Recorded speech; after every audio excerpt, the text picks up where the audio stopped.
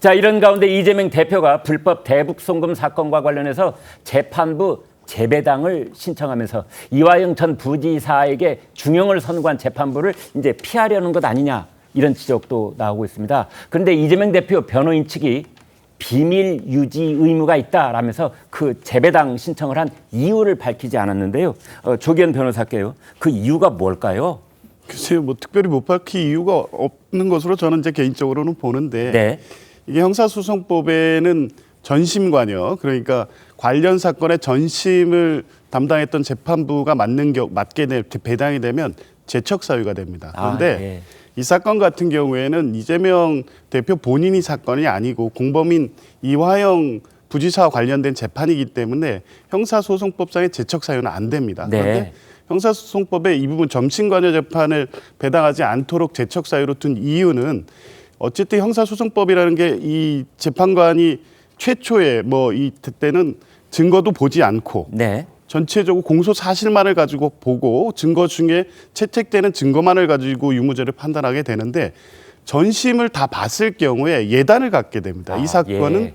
유죄라고 볼 수 있기 때문에 이제 그런 가능성을 차단하기 위해서 전심에 관여된 재판부는 이 사건의 사실관계라든가 증거관계를 알고 있기 때문에 제척 사유로 둔 거거든요. 그러니까 한 번도 판단하지 않은 중립적인 재판부를 나에게 배당해다오, 이런 뜻이군요. 그렇습니다. 그러니까 이제 이 사건에서 사실상 지금 이재명 대표의 대북 송금 관련된 기소된 이 사건의 모든 증거와 주장, 진술들이 사실상 이 재판부 다 알고 있는 거 아닙니까? 네. 그러니까 형사소송법의 취지상 제척 사유에 해당됨에도 불구하고 관련 규정이 미비하기 때문에 사실은 이 기피 신청을 해도 잘 받아들여지지 않을 가능성이 그런데 있습니다. 반대로 보면 말이죠. 일반 국민들께서 생각하시기에는 오히려 그런 사건의 내막과 배경을 잘 알고 있는 판사와 재판부가 더 확실하게 판단을 내릴 수도 있지 않는가, 이런 생각도 들거든요. 이제 그럼에도 불구하고 피고인의 입장에서 보면 어찌됐든 피고인 입장에서. 그렇죠. 피고인의 방어권 보장이 핵심 아니겠습니까? 이 입장에서 보면 어쨌든 1심이 그 공범인 이화영 부지사에 대해서 중형을 선고한 것은 맞지만, 그게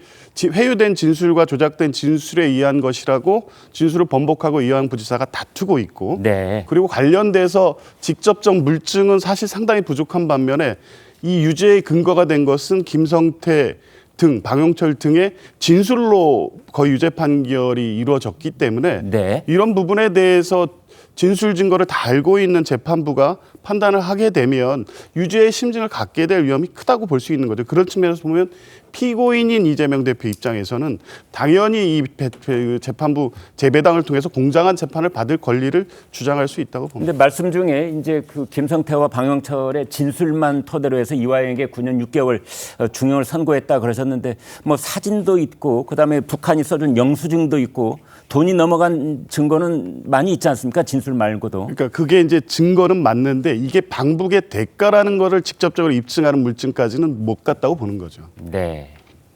자, 지난 6월에 이재명 대표의 재판부가 배당되자 민주당 의원들은 검찰을 향해서 공세를 퍼붓습니다. 직접 들어보시겠습니다. 검찰은 이화영 전 경기부지사의 애국한 거래법 사건이 수원지방법원에서 유죄 판결이 선고되자 이 사건에 대해 유죄 판결을 선고한 수원지방법원을 골라서 일부러 이재명 대표를 기소한 것이고, 이것은 검찰의 재판부 쇼핑이라고 생각하는데, 자동 배당, 전자 자동 배당 하신 겁니까? 일반적으로 그렇게 진행하고 자동 있습니다. 배당한 게 맞습니까? 우선 예. 자동 배당한 게 맞다고 답은 못 하시고 원칙이다라고 말씀하셨고요. 그렇게 배당하는 게 맞습니까? 자, 검찰의 재판부 쇼핑이니 자동 배당이 맞느니 하는 지적이 나왔는데요. 재판부 배당을 문제 삼았고 급기야 공범에게 유죄를 선고한 판사를 의무적으로 배제하는 그런 내용의 법 개정안을 발의를 했다고 합니다.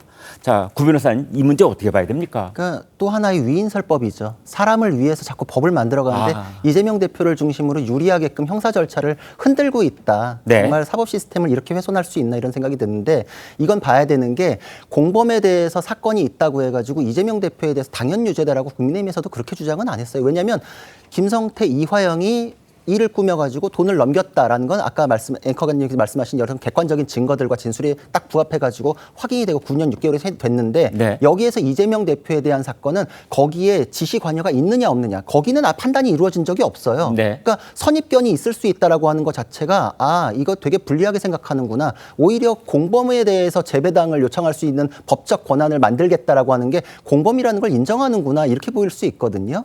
그렇잖아요. 지금 네. 지시에 대해서는 누구도 판단한 적이 없고 국민의힘에서도 그렇게 한 적이 없는데 오히려 참 재밌는 게 이화영 부지사의 변호인들이 이화영이 유죄면 이재명도 유죄입니다. 이렇게 언론 플레이도 했었는데 실제로 그랬었죠. 지금 그랬었죠. 네. 우리도 아무도 그렇게 주장하지 않았는데 네.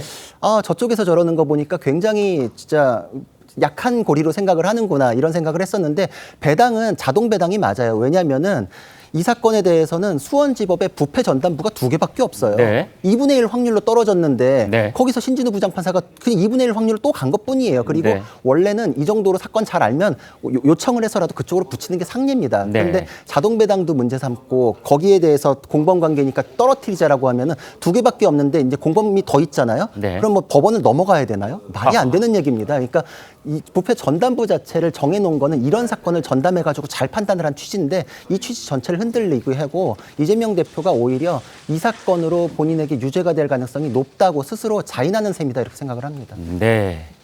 자, 설주한 변호사님. 이재명 대표 측 변호인들은 아무튼 수원지법을 벗어나고 싶어 하는 것 같아요. 서울중앙지법으로 오게 해달라 뭐 이랬는데 결국은 그게 거부가 됐잖아요. 네네. 네. 그러니까 뭐 중앙지법에서 지금 재판을 받고 있으니까 거기에 하나를 더 붙여서 해달라라고 네, 하는 수원까지 건데. 오가기도 멀고 하니. 그렇죠. 네. 근데 시간상으로는 인천 계양구의 어떤 이재명 대표의 자택에서는 네. 시간은 거의 비슷합니다. 거의 비슷합니까? 네, 아, 또 그렇게 수원지법으로 되는군요. 가나 네. 서울중앙지법으로 가나 시간은 거의 비슷하고요. 네. 모르겠습니다. 이제 국회에 계시다가 이제 갈 걸 생각을 해서 그러신지는 모르겠는데 그게 어떤 그 관할에 있어서 법원 관할에 있어서의 고려 사항은 절대 될 수가 없고요. 네.